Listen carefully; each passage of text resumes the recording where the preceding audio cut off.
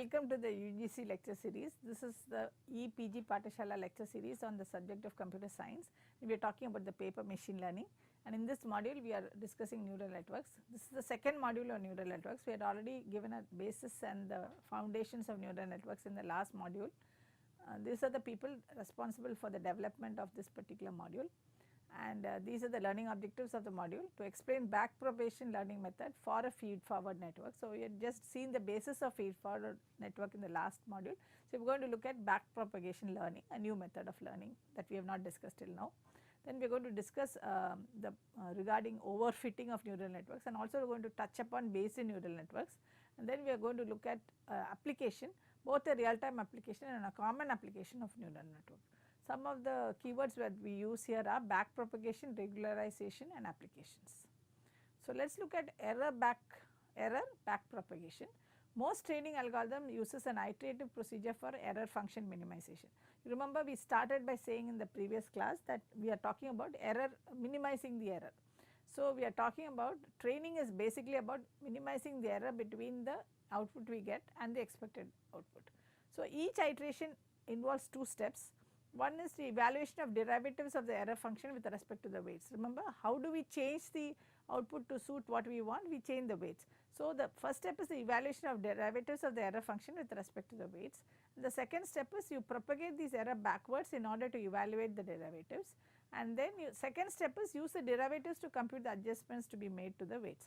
So, evaluation of derivatives of the error function with respect to the weights, propagate the error backwards again to evaluate the derivatives, and use these derivatives to compute the adjustments that you need to do to make to the weights.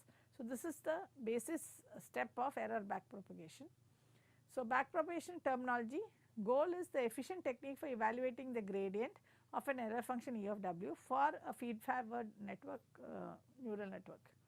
So, backpropagation provides a computationally efficient method for evaluating such derivatives, okay, that is the error gradient. In subsequent stages, weights are adjusted using these derivatives. So, what do? We use weights to find the derivatives, then we try to minimize the derivatives by adjusting the weights. So, achieve using a local message passing scheme. Information is sent forwards and backwards alternatively. So, now we have a method where the feed forward network has changed, where the signals goes now in both directions. So, the overview of the backpropagation algorithm is as follows. You choose the initial weights randomly for the network, okay, feed in a training sample and get the result. This is a normal feed forward. Then calculate the error for each node starting from the last stage to the input node, that is the backpropagation, and then update the weights accordingly and repeat with other samples until the target output converges. Now, let us just discuss this a little more in detail. What are you doing? This is very interesting because we are starting with random weights. So, you choose the initial weights randomly, which let us assume 3 layers here. So, input, hidden and output. So, you start with random weights, you have 2 weights, right. So, you start with random weights throughout, feed in a training sample and get the output. So, this is basically what we do for a feed forward. Now, you calculate the error for each node starting from the last stage and to the input node. So, you go the other way around. Now, this is the input, acts as the output, acts there, and then you go back. Update the weights accordingly and repeat with other samples until the target output converges correctly. So, this is the overview of the backpropagation algorithm. How to divide up the errors needs a little calculus. Now, evaluation of the derivative En with respect to the weight Wji by a chain of partial derivatives. So, what we do here is this is the Zi Wj, this is the output. So, it defines the delta j and this is the activation function. So, we have delta Aj by delta Wj is equal to Zi. So, substituting that value in delta j xi, thus the derivative is obtained by multiplying value of delta for the unit at output end of weight by value of z for unit at input end of weight. So, you need to figure out how to calculate this delta j. So, this is the major problem. This is the evaluation of the derivative En with respect to any weight Wji. So, the error backpropagation algorithm works the same this way. You have a unit j and you have a unit k. The backpropagation formula is delta j is equal to, that is the previous one, you are going back, is h dash of aj w kj delta k, okay. So, from the unit k. the value of d for a particular hidden unit can be obtained by propagating the d's backward until from units of higher up in the network. So, you are propagating it backward and apply the input vector xn to the network and forward propagate through the network using the normal activation function and the evaluate the delta k for all output units, and then that is your expected value is Tk and your your output value is Tk and your expected value is Yk. So, you find out the delta, back propagate these using to obtain delta j for each hidden unit. So, now you are back propagating it. This is the next h of h dash of aj that you use for the back propagation, and use this derivative of this error by the weight equal to delta j zj to evaluate the required derivative. So, this is what we are trying to do is we are taking it forward, finding a target value, using the difference between the target and the expected values to find the error.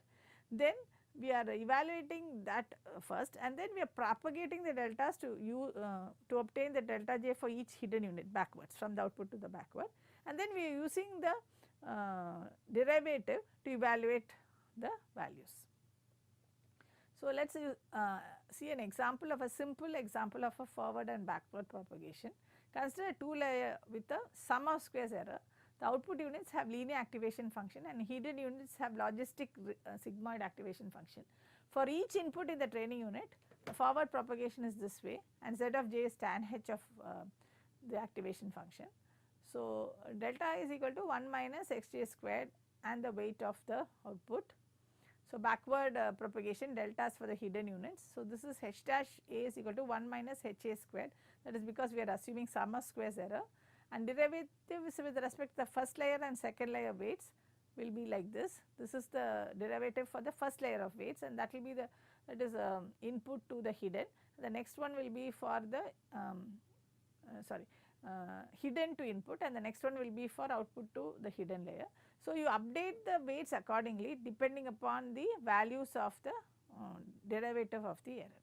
So, this is what we do in the simple example. So, what are the strengths and drawbacks of back propagation? The strength is it has got great representation power. Okay. Many such functions can be learned by back propagation learning, widely applicability of back propagation learning, and only requires that a good set of training examples are available. You do not do anything else, you are giving random weights. So, weight determination is not a problem. You start with random weights, get a good set of training samples. Remember, we started with that, went, came back, took another sample and so on till the weights became stabilized or converges. So, no prior knowledge or deep understanding of the domain is needed. So, you can use this for ill structured problems. Tolerant to noise and missing data in samples because it is graceful degrading. Easy to implement the core of the learning algorithm, not very difficult to implement. Good generalization power, accurate results of inputs outside the training set, because we are using this and changing the error. So, even if you give other input data, it is, in other words, it is not overfitting. And the drawbacks are cannot escape from the local minima error state. So, that is there. We are trying to find an error, you may land up with a local error, not the global error. So, the overall global error reduction may not be there. Not every function that can be represented can be learned. So, this is another problem. You can land up with a dead end, you may not learn the function. So, these are the strengths and drawbacks of back propagation. Now, let us look at the network parameter selection. How do we select the network parameters? A good network model requires more than the core of the learning algorithm, it requires much more than that. So, what do you need? The learning accuracy, speed and generalization is highly dependent upon a set of learning parameters. What all? Accuracy, speed and the generalization. So, initial weights chosen at random for the hidden layer and then normalize the weights. Training sample must be good representatives of the problem space. If this is not true, this is true for most machine learning algorithms, especially true for this backpropagation network. Number of training samples as a thumb rule for W weights and E desired error rate, we need at least W by E samples. So, at least that much samples should be there. Number of hidden layers is problem dependent. So, that is not, you cannot choose that. Number of hidden units, layers, that is layers. Remember, number of, we have seen almost all the examples we had only one hidden layer, but we chose m. M is the number of combinations you have. So, the number of hidden units for n input units we need 2n hidden units for binary data and much greater than 2n for real data. So, that is a thumb rule. Most parameters you cannot decide and say this is the parameter, it is normally determined empirically. So, what all should you do? The initial weights, they are normally chosen at random. The hidden layer also you after that you normalize the weights. Training samples must be good and must be representative of the sample space. The number of training samples also, as a heuristic we say, if W is the weights and E is the desired error rate not error rate, then W by E is the number of samples required. Number of hidden layers we do not know, it is problem dependent. Once you decide the number of hidden layers, how many hidden units do you want in each layer? That is the for just one hidden layer, if you have input units require 2n hidden units for binary data. So, twice or greater than that for real data. Most parameters you can just give the heuristics, but it has to be determined empirically by doing experiments and seeing what the output is. Now, we will go to another topic connected with this, which is called as regularization. So, what is this regularization? In machine learning and statistics, it is usually used for model selection. It actually introduces additional parameters or additional information to prevent overfitting or to solve the ill-posed problem. We had this issue already when we spoke about support vector machines in the last previous modules, where we spoke about introducing a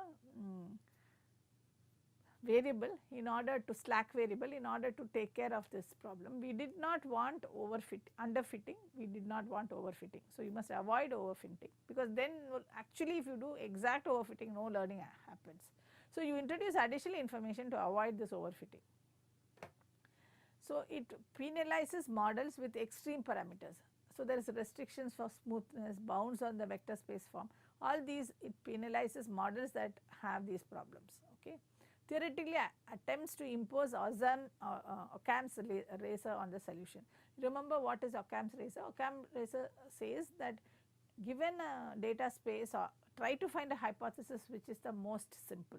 So, it theoretically it attempts to impose that Occam's razor on the solution, make it as simple as possible. From a Bayesian point of view, it corresponds to imposition of prior distribution on model parameters. Remember the Bayesian network, we have just touched upon it. You have prior probability, likelihood. So, you try to bring in some prior probability so that your space is a little bit restricted or putting an imposition. Least squares method is a very simple form of regularization. So, regularization, you can do regularization by determining the number of hidden units. So, the number of input and output units in a neural network is determined by the dimensionality of the data set. That is not in our hands, it is determined by the dimensionality of the data set. Number of hidden units m is a free parameter and controls the number of parameters, weights and biases in the network. So, the number of hidden layers and hidden units, okay, hidden units in each layer. So, the number of hidden units is a free parameter and it controls the number of parameters, weights and the biases. Remember Wj of plus W0. So, that in the network, it is adjusted to get the best predictive performance. So, possible approach is to get maximum likelihood estimate of that m, the number of hidden units, which gives a good generalization procedure. So, which means you try it for different values of m and try to find the one that gives the best estimate. So, that is the regularization using hidden units determining. Another one is using simple weight decay. Generalization error is not a simple function of m due to the presence of local minima. We had local minima. So, you need to control the network complexity to avoid overfitting. That is what we were doing, that is the regularization. So, you choose a relatively large m and control complexity by adding a regularization term. So, have large m, do not reduce m. Simplest regulator is weight decay. So, you have a weight decay which will reduce the weight as you increase the number of units. Effective model complexity determined by the choice of the regularization coefficient lambda. Regularizers is equal to a 0 mean Gaussian prior with the weight vector, it is equivalent to that. So, another method of regularization is by early stopping. Simple weight decay is inconsistent with certain scaling properties of the network mappings. So, early stopping, alternative method where the error is measured with an independent validation set, and error decreases as first followed by an increase in the network as the network starts to overfit. So, you will know that. So, you just try to do an validation, and normally the error will decrease at first and it will start increasing as the network starts to overfit. So, training stopped at the point of smallest error with the validation data. So, if you have that curve, it will decrease and after that it will start increasing. So, at the point it decreases, that time you stop the training. So, there is a desirable invariance property associated with the regularizer. So, in pattern recognition, prediction should be unchanged or invariant under one or more transformations of the input variables. This is an invariance property. So, for example, in the classification of handwritten digits for an object, the classification should be assigned irrespective of its position within the image, which is translation invariance, or the size of the image, which is scale invariance. The classification should not be affected by the position in the image of the object or the size of the object. So, the one is called translation invariance and the translation invariance, and the other is called as size invariance.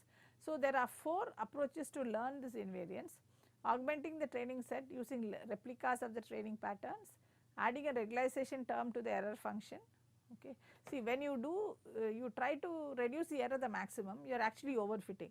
So, you add a regularization term so that there is still some error there and here. Extracting features that are invariant during pre-processing, that also you can do, and build the invariance properties into the structure of the neural networks. This is just to tell you that when you are doing this classification, you need to consider these aspects. Then there is a topic called mixture density networks, general framework for modeling conditional probability distributions. So, the goal of supervised learning is to model the conditional probability P of t by x, that is the posterior probability as you say. In practical practice, actually problems distribution can be multi-model, particularly in inverse problems.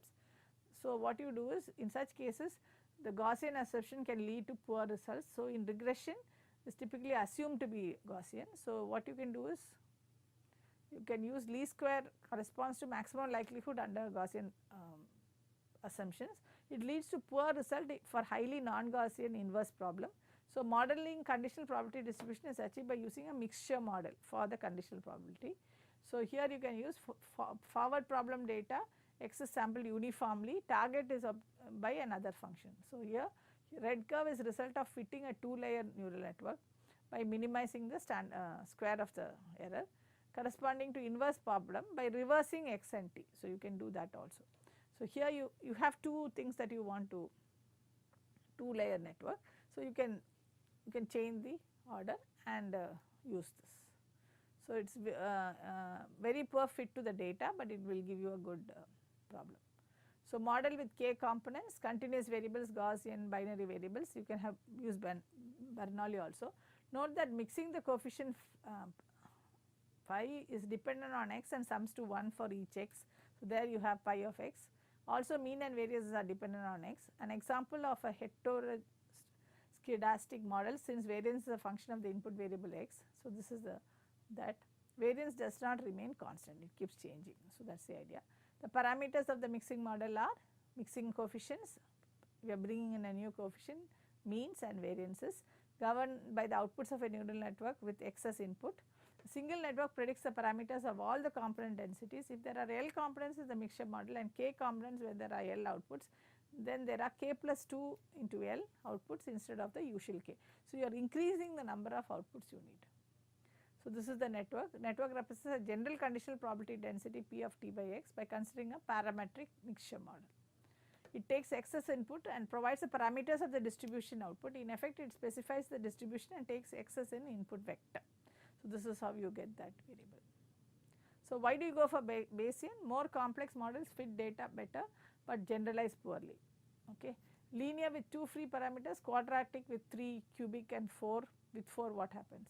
So, Occam's razor says that unnecessarily complex models should not be preferred to simpler ones. That is the fundamental of Occam's razor. Neural networks are popular, but notoriously lack objective grounding. That means it does not have that. So, Bayesian approach allows different models to be compared, network with different number of hidden units. Then you compare, you find which is the probabilistic one better, probabilistically better. So, the difference between classical and Bayesian is classical neural networks use maximum likelihood to determine network parameters like weights and bias. Regularization maximum likelihood is map maximum A posteriori regularizes the logarithm of prior parameter. Bayesian treatment marginalizes over distribution of parameters in order to make the prediction rather than distributing over the weights and biases, okay, using maximum likelihood. So, there is a need for approximation in Bayesian treatment. In simple linear regression problem under the assumption of Gaussian noise, posterior is Gaussian and evaluated exactly. Predictive distribution is found in the closed form. In multi-layered, you have highly nonlinear dependence of network functions on the parameter values, and exact Bayesian treatment is not possible. So, you take the log of posterior distribution is non-convex, implying multiple local minima of the error functions. Approximate methods are therefore necessary. So, we go in for approximate methods. So, there are two approaches to the Bayesian treatment: variational inference using a factorized Gaussian approximation to posterior distribution, and Laplace approximation. So, here we are talking about the approximation techniques that they use, and involves two approximation: the replacement of the posterior by a Gaussian centered at a mode of true posterior. Covariance of Gaussian is small, so network function is approximately linear. Using the above framework, we can compare alternative models with different number of hidden units. The basic thing of Bayesian is that you take different models with different number of hidden units and see which is better. To decide which is better, you use the Bayesian treatment. Now, let us go to some applications.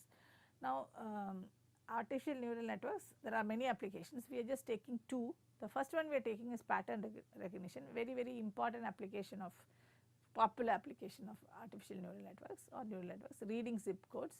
So, signal filtering is the reduction of the radio noise, data segmentation detection, this is another application, data segmentation detection of seismic onsets, data compression, T-wave image transmission is required, database mining, marketing, finance analysis and so on. So, these are some typical applications of artificial neural networks. Adaptive control for vehicle guidance. If you see, many of these applications are very valid in today's scenario. So, let us first take the application of a ANN vehicle steering application. So, here you have the vehicle steering. So, remember that is for adaptive control. So, autonomous vehicle is an example system that uses ANN to steer a vehicle on a public highway. So, this is a 13 to 32 grid of pixel intensities are available, and output you expected the vehicle's steering direction to be given. So, how do you do this? This is an example. The network architecture consists of the number of input units is the number of pixels that you use to represent the grid of intensities. The number of hidden units used are 4, the number of output units used are hidden units, 1 hidden layer, 4 hidden units, and number of output units used is 30. So, each hidden unit has 960 inputs and produces 4 outputs connected to 30 output units. That is what the meaning of this, and each output unit corresponds to a steering direction. So, number of output 30, each of the 30 corresponds to a steering direction. So, weight of the inputs prefers left turn, weights from hidden unit to 30, and these are the learned weights. Weights from hidden unit to 30 prefers the left turn, weights to input units to one of the 4 hidden units. White is positive, you can see here, black is negative. Size indicates the weight magnitude. So, this is the application. The next application we are going to look at is the ANN character recognition. Optical character recognition system were the first commercial systems that were available using neural networks, and this is a demonstration of an application of a multi-layer feed-forward network for printed character recognition, not for the other one. The task is recognition of digits from 0 to 9. Each digit is represented by a 5 into 9 bit map. The commercial applications use a 16 into 16 bit map. Here, for simplicity's sake, we are doing this. So, this is the, if you look 9 into 5, that is 45. So, here you have the bit maps for the bit recognition. So, each digit is represented by a matrix of 49 into 5. And what do you do here? Architecture, the number of neurons in the input layer is equal to the number of pixels in the bit map. Hence, there are 45 input neurons. The output layer has 10 neurons, one for each of the characters to be recognized. This tells you how to design the neural networks also. Number of hidden neurons is varied. You keep varying the number of hidden layer. Here also he uses only a single layer. You keep varying it and experiment it till you get the appropriate output. So, here the neural network, you have so if you see here, it is taking those 45 cell positions and saying whether it is a 0 or 1. I will just show that to you. So, here you have 0, 0, 1, 0, 0, 0, 1, 1, that is what it is showing here, 0, 1, 1, 1, 0 and so on. And so, you have 45 input units, here they have shown 5 hidden nodes and you have 10. So, these two are fixed, 10 is the number of, so here if you see output you will have that the first number is 1. So, 1 to 9, 1 to 10, so you have here 1 to 10 and if it is 2 that is what is recognized, then you will get 2 as the 1 as the output for only 2.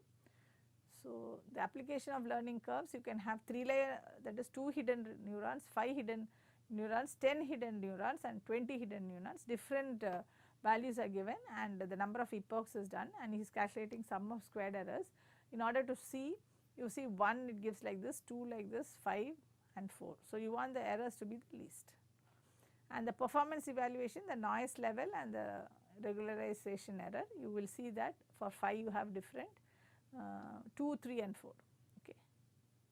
And this is the noise level and the recognition rate. So, you will see that the recognition rate is trained with perfect examples and trained with noisy examples, which is again important.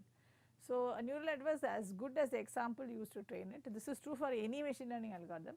Hence, the digit recognition learning can be improved by feeding the network with noisy examples of digits from 0 to 9. The performance evaluation of the network trained with noisy examples will improve it, which we saw. And the recent advances, the introduction or integration of fuzzy logic to the neural networks, pulsed neural networks, where the communication happens through pulses and use the timing of the pulses to transmit information and perform the computation. And hardware specialized for neural networks is also becoming popular, where you directly encode the neural networks onto the chips or specialized analog devices for increasing the speed. So, the summary is we explain the backpropagation learning method for a feed forward network, where we use the error and the local and global minima and we propagate it. So, you start from input hidden to output, then you use the output to hidden and hidden to output by varying the weights. Here you start with a random weight. Discussed about reducing overfitting of neural network, and we also introduced the concept of Bayesian neural networks, where we try to use that error to find out which is the best set of weights that we need to use. Then we discussed a real time application of the vehicle steering. We also introduced a common application of neural network, which is very popular, which is the application of for character recognition, printed character recognition. So, this is what we discussed in this particular module. Thank you.